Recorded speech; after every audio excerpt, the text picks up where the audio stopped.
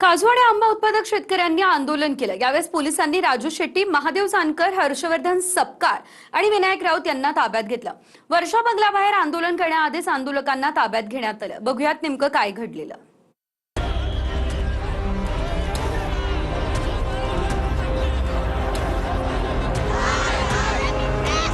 विविध मागण्यांसाठी आंदोलन करणाऱ्या कोकणातील काजू आणि आंबा उत्पादक शेतकऱ्यांना पोलिसांनी ताब्यात घेतलं।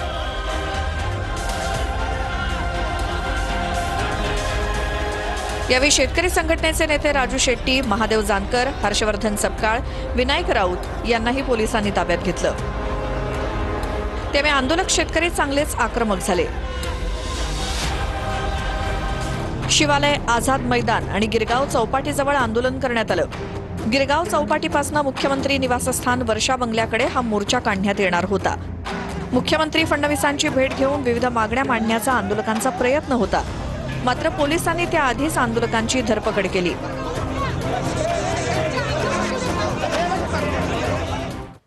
आम्हाला परपडत अन्याय एवढं आम्ही काय गुन्हेगार आहोत का?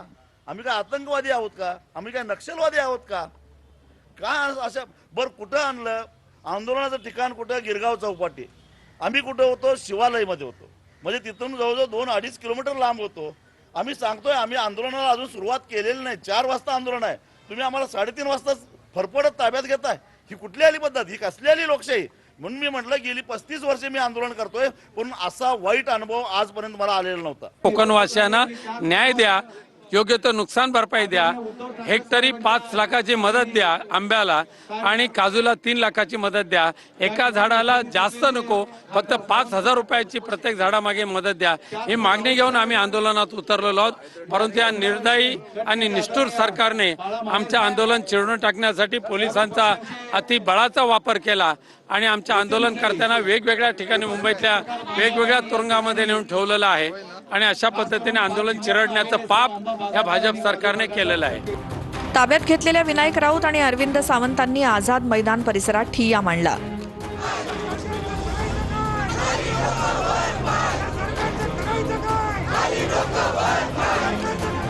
शेतकऱ्यांच्या आरोपांनुसार सरकारनं आंबा उत्पादकांना हेक्टरी 22,000 रुपयांची मदत जाहीर केली आहे। मात्र या मदतीनुसार एका झाडाला 220 रुपये इतकी तुटपुंजी मदत मिळत असल्यामुळे त्यात वाढीची मागणी करण्यात आली आहे। अख्खा महाराष्ट्र 50 खोके बोलत राहतो, मग तुम्हाला त्याला पैसे आहेत पण शेतकऱ्याला पैसे नाहीत तुमच्याकडे। म्हणून इतकी वाईट परिस्थिती आहे। मला तर जरी 5 लाख रुपये हेक्टरी म्हणजे किती? एका झाडाला 5,000 रुपये तुम्ही काय दिले? 2200 रुपये। त्या आंब्याचा जी पेटी आहे त्या पेटीचा खर्च पण 2200 रुपयापेक्षा अधिक असतो। इतका म्हणजे खोट्या ती जी रिकामी तिचा खर्च एवढा, ते खोकाचा तो पण एक, तर त्याचा खर्च त्याच्यापेक्षा अधिक आहे। तुम्ही चेष्टा करता शेतकऱ्यांची। कोकणातल्या शेतकऱ्यांनी आत्महत्या नाही केली, हे खरं तर तुमच्यासाठी भूषण असायला पाहिजे होतं। त्यांना तुम्ही असं सांगताय का तुम्ही पण आत्महत्या करा, मग आम्ही तुम्हाला मदत करू? हे आंदोलन जे आहे ते 2.5 महिन्यापासून त्याचा सुकाणू तिथे स्थानिक आणि शेट्टी साहेब हे सर्वजण पुढे घेऊन जात आहेत।